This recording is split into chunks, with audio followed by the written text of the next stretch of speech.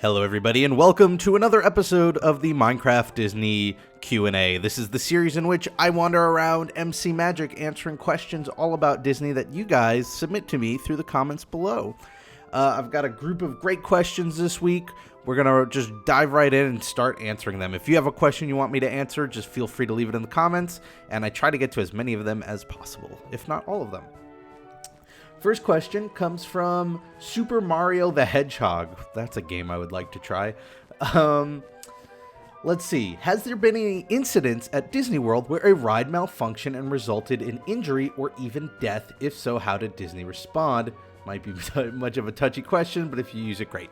It could be a touchy question. So have people died at Disney? Absolutely. It's been open for so many years. Just statistically, it's going to happen. So as far as I can tell, a ride has never been directly associated with the death of a guest, or I should say directly blamed for the death of a guest. There have been times where, like, for instance, somebody with a weak heart might have ridden something like Spaceship Earth that later caused a complication that resulted in their death, but I don't think, like, on an accident report there's ever been a case where, like, somebody received a direct injury that caused their direct death. That said, people have died at Disney World. It's very unfortunate. There have been mishaps. It's funny, while reading Reality Land, which is the book about the creation of Disney World, they actually have a whole chapter on these issues that have happened, because it's an unauthorized, it's not an official Disney book, and of course Disney would never let these stories out. And yeah, people get hurt and people have died, and I think statistically, if you look at it, it's still, one of the safest places in the country. But the one that really sticks out to mind is apparently at one point there was a fire on the monorail, and if you've ever been on the monorail, you realize there's no way to get off that thing. Like, even though you could use the escape hatch at the top and climb onto the top of the monorail, those are like those tracks are very highly elevated, and there's no sort of fire escape. So I mean, this happened way back early when Disney World was still young, and I believe it's been a while since I've read the book that it basically sparked off a whole new wave of safety features. So no reason to be worried while you're at Disney, but yeah, it's a place in the real world like any other, so it's bound to happen once in a while. Let's see. Our next question comes from Laughalot54, who asks, what are your thoughts about the upcoming Shanghai Disneyland? There are already 2 Disneylands in Asia, so I think they should have put one in a different continent that doesn't have one, like Australia. Good question. So I don't really have thoughts on it yet because I just don't know enough about it yet. I will say this. They do have Hong Kong Disneyland and they have Tokyo Disneyland, and those are in Asia. And Shanghai would be the third, but you also have to keep population density in mind. Asia is a very dense continent population-wise. There are a lot of people there. So while it may seem crazy to have 3 theme parks, and then, somewhere like Australia doesn't have one, financially, when you take into account all of these people and where they live and how, our population is distributed globally, it might actually make a lot of sense. They might do studies and find that Australians are more willing to, fly to another continent to go on vacation than maybe somebody in China or Japan. So, these sort of things definitely play a part. When Walt was building Walt Disney World, or when he was looking for a place to build Walt Disney World, a lot of consideration went into where it would be, because there's so much that goes into it. It's not just about an equal distribution around the globe. It's about weather and costs and features and, all of these minor details that all come together, and, it's about finding the perfect spot. It could be that there's no theme park company in Australia that's willing to go in on this, because, something like, I think it's Hong Kong Disney is the one that was pitched by a completely different company outside of Disney. They went to Disney and said, we want to build a Disneyland here. And then Disney's like, sure, we'll work with you on this. So, it's the sort of thing that there's just a lot of gears going on. I'd love to see a Disney in Australia, though. And I wouldn't mind seeing one in a lot of other places. As long as they're high quality and they make sense, I would love to see them elsewhere. Our next question comes from Featuring Adam, who asks, I was curious to know which companies and or products you think would be a wise investment for Disney to buy into. Thanks. I only have one answer for that, and I don't actually have a specific company, but I feel like if Disney's going to become the multimedia giants that they already are, and I guess just aspire to continue to be, they should get into video games a little more seriously. Right now, they're contracting out all of their Star Wars games to EA, but I wonder, and I mean, this is entirely speculation, but I wonder if they're seeing how that goes before maybe, throwing some money behind EA, maybe buying EA. I feel like that would be the next big move on their part. They've already got comic books, they've got movies, they've got animation. The next thing they should have, makes sense, would be a video game publisher. But I think it'll take a CEO other than Iger, who's a little more savvy when it comes to the medium of video games, to recognize that and put that money into it. And they might need to wait a while before there's another big acquisition, but that's where I think they should put money into next, video games. Our next question comes from Bella Smith, who asks, it is a known fact that the Splash Mountain is a popular attraction. This is true. If Disney were to, not that they would, remove the drop but keep everything else, the animatronics and storyline, would it be popular? Basically, would just the classic songs and story be enough to keep the popularity? Thanks and have a great week. This is an unfortunate answer, but I think the answer is no. I mean, it's different. Like, I guess if they removed it today, then Splash Mountain has a history of its own that might actually be able to carry it. Although, I don't know logistically how you would pull out to removing the drop. But I don't think it would. I think even back then when rides were more calm and when there was more of a focus on the theme and the story, there were still things called e-ticket attractions, and they were there for the thrills, and Splash Mountain was one of them. Space Mountain was one of them as well. And I think to remove that thrill, you're downgrading it to something more akin to like Peter Pan's Flight, which is still around, but let's be honest, Peter Pan's Flight way more likely to be replaced or removed than something like Splash Mountain. As much as I enjoy and love both of them, the realistic part of me knows that one is more prone to being removed than the other.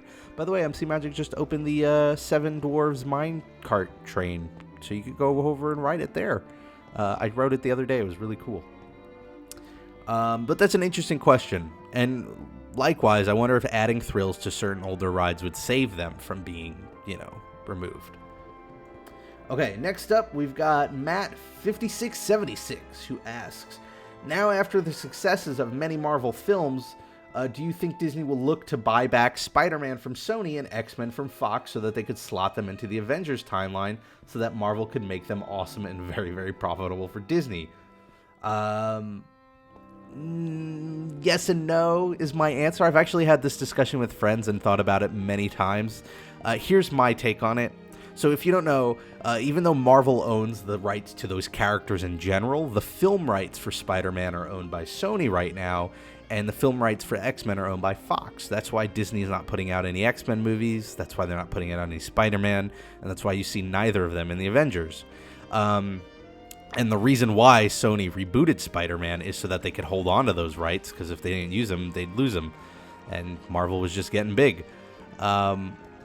I don't think we'll see Disney try to buy them back until the Avengers loses steam. Right now, to buy those rights back would probably cost Disney a lot of money because, quite frankly, these Fox and Sony, they know the value of superhero movies right now. So they're going to hold on to that as much as they can, and they're probably not going to sell it unless they're getting a pretty fat paycheck. And I think Disney sees that the Avengers is still doing really well and doesn't need it. As great as it would be, and as much as I would really like to see the X-Men and Spider-Man in the Avengers, the series isn't suffering without them.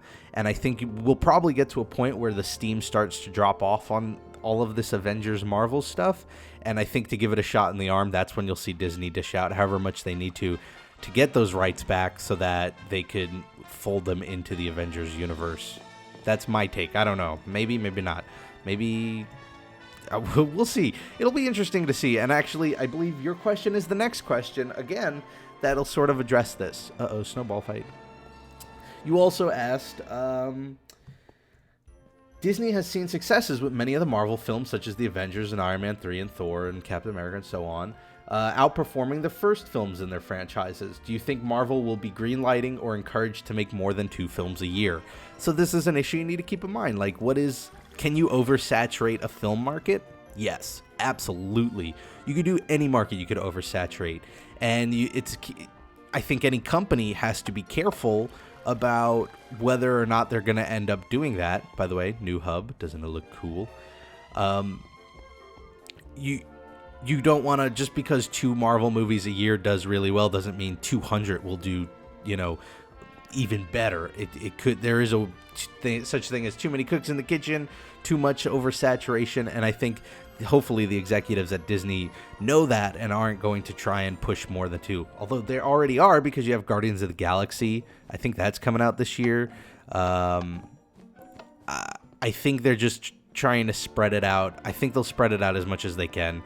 I don't think they'll oversaturate it, because it'll come back and bite them. If they oversaturated, then boom, nobody wants to watch Marvel movies anymore, and they go from making tons of money to no money, and yeah, that's a bummer. Our next question comes from Atomizer827, who asks, have you ever seen Boy Meets World, and thoughts on Girl Meets World? To answer your first question, yes, grew up with Boy Meets World. I remember when he was little Corey Matthews. I remember when he was high school Corey Matthews, and then college Corey Matthews. I was like their TGIF all along growing up with that show. It was great. I really loved it. I do know about Girl Meets World, which is sort of the reboot that follows Corey and Topanga's daughter. I have seen the intro video for like the theme song, but that's about it. I haven't seen the episode yet. I've heard mixed things. A lot of my friends have said it's horrible, but here's my take on it. It's not for me, and it was never meant to be for me. I'm in my late 20s now, and that show was great when I was younger, Boy Meets World, and the nostalgia is why I will always enjoy Boy Meets World, but they did not write and create Girl Meets World for me as an audience. It's for other kids out there who were my age when I was watching Boy Meets World. So as long as it resonates with the younger audiences, then I think that's fine and great. And I just hope that, the morals and the stories and the lessons and characters, character traits like Mr. Feeney's, even though he might not be in the show, carry over into the new show so that a younger generation can enjoy it. And then maybe later on when they are older and can appreciate older things, maybe that, they could go back and watch Boy Meets World and imagine how much it would blow their mind to, grow up watching Girl Meets World, where you have Corey and Topanga, these adult parents, and then you go back and you see them as kids and their origin story, and it's like the same actors and everything. That'd be so cool. So I'm glad it exists. I say give it a shot. Even if it's the worst show in the world, it doesn't make Boy Meets World any less good. So I'm not worried about it. I'm not a big fan of this idea of, the Star Wars prequels ruined the originals, or, stop ruining my childhood. Like, the things that were awesome are still going to be awesome, even if the new things aren't. So I say go ahead and make it. And one day I will try and check out one of those episodes, but I have to go in knowing that it was not written for me. Our next question comes from Aaron, who asks, what are the most recent movies and attractions that Walt Disney personally worked on? Thanks, and have a great week. This is a good question, and actually a pretty relevant one. So off the top of my head, I believe the last ride that Walt was really personally involved in the making of was the Pirates of the Caribbean. That was one that had sort of a longer history, and he had his hands in the details a bit, and he didn't get to live to see it actually come out, but it was within that area, so I would pretty sure that's the last ride I think he worked on. As far as movies, so that's depends on how you look at it. He was really into the film studio, and so he was always on set with a lot of these movies. So to the extent of showing up and maybe throwing in a pointer or two, I'd say he was involved with almost all of his movies. But the last one, on the animated front, I believe was The Jungle Book. He had some touches in. He wasn't there for most of it, or especially its release, but I do believe there were bits of it that he was involved with. Live action, I'm pretty sure it was Blackbeard's Ghost, which was like a comedy live action from the late 60s that involved cheerleaders and Blackbeard's Ghost, and it was weird and it wasn't very successful, but he was showing up on set to that. So in that instance, he was involved to that extent. He was on set, and actors on set were commenting about how sick he looked, because at that point, the cancer was taking its toll, and he was in and out of the hospital, and it just wasn't looking too good, and they could see that in his face. Now, if you want to talk about movies that he was like very deeply involved with, you could argue that Lieutenant Robinson Crusoe was his last film that he was like really into. And that was because he put together the story for that one. In fact, I believe the story's credited to, I'm not going to pronounce it right, so I'm just going to go ahead and say it's Walter Disney backwards is who gets the story credit. And I think that was also that came out the year he died, earlier in the year that he died. So it was pretty close to the end there. Now, what's interesting about the timing of this question is I've actually been reading The Vault of Walt Volume 2 by Jim Korkis. It's a great book. It's out. It's like $10, I think. At least the Kindle version was.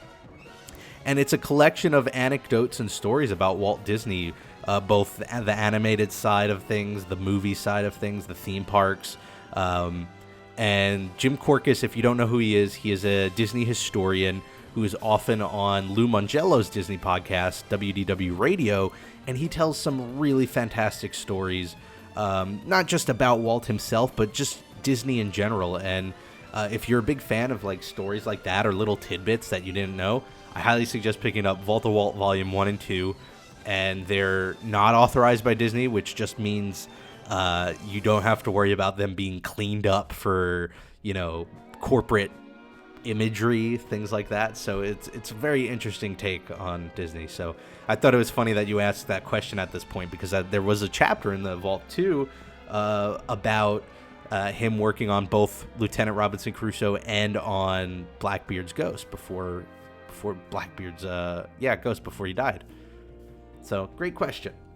Next question comes from Aubex Boats, who asks, "Hey Rob, do you think Disney will release Song of the South back on DVD, which is based off Splash Mountain? And Rob, also, do you think Disney World will redo Thunder Mountain like they just did to Disneyland?" So, second question, I don't know about Big Thunder. They just did New Fantasyland. I think they'll probably pump the brakes on refurbs in the Magic Kingdom for a while, but that's my guess. Just to clarify something, so Song of the South isn't based on Splash Mountain. Splash Mountain's based on Song of the South. And it takes characters from Song of the South. Song of the South precedes Splash Mountain by many years. Do I think it'll ever come out on DVD? Nope. I think Disney is going to forever forget that movie ever exists. If you don't know what that is, it's a movie. It's partially animated, partially live action, and it has a lot of controversy around it because it's considered very... I don't think racist is the right term to use, because I think if you go by the definition of racist, I don't think it is, but I think it is very racially insensitive, and I think that's both of a product of the time it was made in, along with the fact that Disney has a habit of just sort of cleaning up and Disneyfying things, and when it comes to something like, I don't know, Cinderella, that's fine, but when you do something like post-Civil War South in the Americas, when you're talking about the end of slavery, that's not the sort of issue that you really want to clean up and Disneyfy, and I think a lot of people have taken an issue with that. And Disney, I think Iger's only comments on it were basically what I just said, which is, it was made at a time when we weren't as sensitive about this stuff, and, I don't think they have any intentions, because if it ever comes out, that's going to be the news story, is, hey, look at this racist movie that Disney made way back in the 60s, and Disney doesn't want that, and I think they know that the Disney fans who want to have that film in their collection know that there are ways to get it on the internet, if they do enough digging. So, yeah, I don't think we'll see it on DVD ever, or ever released by Disney ever. Maybe that'll be the sort of thing you'll see released after Disney goes under, which could be hundreds of years from now, for all we know. Next question comes from I Am Iron Man 4N21. I was wondering what rumor you've heard go around about Walt Disney World that you wish would actually happen the most. The rumor that I'd love to see is come true is Star Wars Land at Hollywood Studios. I think that'd be a big crowd pull, and it would just be fun to go and hang out in Star Wars Land. Thanks for reading, keep up the good work, and may the Force be with you. Good question. I really like this question a lot. In fact, this is the one I'd pose on everybody else. What rumor would you like to see come true? Star Wars Land would be a great one. Mine actually wouldn't have to be about in the parks themselves. I believe that over the many years, there have been rumors that pop up and die very quickly that say that Disney is going to extend the monorails to like Hollywood Studios and the Animal Kingdom and sort of connect them all together. And feasibly, I don't think it's feasible, realistically speaking. And I'm pretty sure that's why you don't see it happening, especially with buses and boats to pick up the slack. But I would love for that rumor to come true. It would be cool to see like one unified monorail system that'll let you get from any park to any park. And while we're dreaming, why not the water parks too? That'd be fun. And then our final question for this week comes from Can the Man, who asks, theming plays an important role in the making the ultimate Disney experience come to life, and as far as I understand, you love theming just as much as I do. So my question is, what section, such as Tomorrowland, Frontierland, World Showcase, is not your favorite, but is themed the best? Put it this way, if there was a section or land of the park that you could stay at all day but couldn't ride any of the attractions, what would it be? Personally, I would choose Tomorrowland because of the iconic music and the overall visual. I love how when time went on, the Imagineers kept this 70s themed future instead of renovating it to fit the name better. Great question. Fantastic question. I've thought about this, and it's tough because it isn't tough finding a place that I think is themed well. That's actually really easy. This part is finding a place that I wouldn't consider I enjoy enough, or that is my least favorite. World Showcase, I think, is an easy answer because it's just so diversely themed from country to country, but I feel like that's also cheating a little bit because there are a bunch of little areas. Future World is a great example of one that scenarios come true. When I was on my last trip, on my last day, or the second to last day, we all kind of split up in the morning a bit, and I had some time to myself, and I went to Future World, and I went to World Showcase too, to be honest, and I spent a couple of hours in the park without riding anything. It was a while before I got on a ride, and I was just walking around, people watching, enjoying the theming, sat by the fountain for a little bit. So, I mean, I know firsthand that I could totally enjoy the theming here. I'm totally with you with Tomorrowland. I love that sort of retro futuristic theme.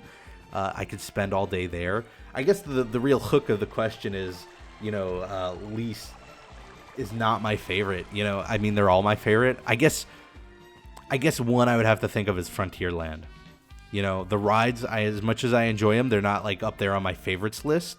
So, and especially after doing that top 5 with Christine, where we talked about our top 5 rest spots, and she mentioned, this little wooden walkway in Frontierland, I realized that is a great resting spot. And so is Tom Sawyer's Island. And there are a lot of places there. It's nice to just sit down and people watch. So I guess that would be my answer. Anyway, thank you everybody for the questions. Another fantastic week. Keep sending them my way. If it's about the movies, the parks, you name it, all questions are fair game. I hope you'll have a fantastic week. I'm on Twitter at RobPlays if you want to follow me there. I do a bunch of other Disney videos such as top 5s, such as the history of attractions and revisiting, where I go to different pavilions, like maybe Test Track, and I talk about what I would do to make it an even better pavilion. Anyway, thanks for watching, everybody. Have a fantastic week, and I will see you all next time for the next episode of the Minecraft Disney Q&A. Bye, everybody.